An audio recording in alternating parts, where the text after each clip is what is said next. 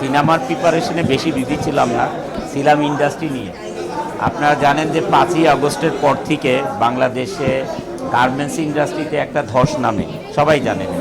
রাস্তাঘাট বন্ধ, মানে শ্রমিক আন্দোলন, এই সমস্ত কিছু নিয়ে গার্মেন্টস সামলানোই খুব মুশকিলের ব্যাপার এখন। তাই ছবি থেকে কয়েকটা মাস দূরে। ইনশাল্লাহ জানুয়ারি থেকে ইকবাল ভাই, তারপরে জাজ মাল্টিমিডিয়া, নেত্রী দ্য লিডার, 4টা ছবি দেখি 2টা ইনশাল্লাহ শেষ করতে পারি কিনা জানুয়ারি থেকে। দোয়া করে। রোজার ঈদে মনে হয় না, এত কাছাকাছি হবে না, কুরবানি ঈদে পাচ্ছি ইনশাল্লাহ। কুরবানি ঈদে ছবি আসবে।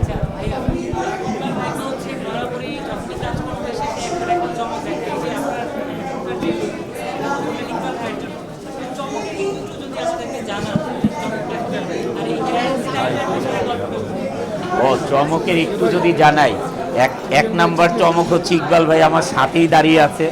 ইকবাল ভাইয়ের জন্য লুক চেঞ্জ করা হয়েছে, তাহলে গল্পটা একটু ডিফারেন্ট হবে, যেহেতু লুকই চেঞ্জ করে ফেলছি উনি আমার।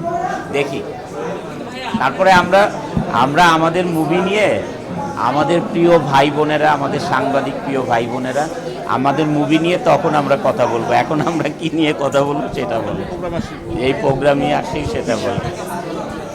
24 সালটা আমাদের জন্য খুব খারাপ গিয়েছে, কারণ 24 সালে আমাদের এত বড় ধস বাংলাদেশে, মানে অর্থনীতিতে এবং গার্মেন্টস ইন্ডাস্ট্রি। আপনারা জানেন যে বাংলাদেশে 84% রেমিটেন্স আসে হচ্ছে এই গার্মেন্টস থেকে, আরএমডি থেকে, বিদেশ থেকে। আর 14% আসে আমাদের রেমিটেন্স যোদ্ধাদের থেকে। আর 2% আসে হচ্ছে সারা বাংলাদেশের যত কিছু দেখেন আপনারা এক্সপোর্ট হয় তার থেকে, মাত্র 2%। এই 84% রেমিটেন্স যেটা বাংলাদেশের অর্থনীতির চাকা ঘুরে, সেইটাতেই যত বড় ধস নেমেছে। এই জন্যে আমি আসলে মানে সারাক্ষণ গার্মেন্টসের ভিতরেই পড়ে থাকি, ইন্ডাস্ট্রিতে পড়ে থাকি। সিনেমার পরিকল্পনা তো আপনারা এর মধ্যে অনেকগুলো নিউজ করে ফেলেছেন অনেকেই, ইকবাল ভাইয়ের ছবিটা নিয়ে। তারপরে আপনি জানেন কিছুদিন আগে জাজ মাল্টিমিডিয়া একটা আপনাদের সাথে প্রেস কনফারেন্স করে। আমার সময়ের জন্য আসলে এগুলি কিছুই হচ্ছে না।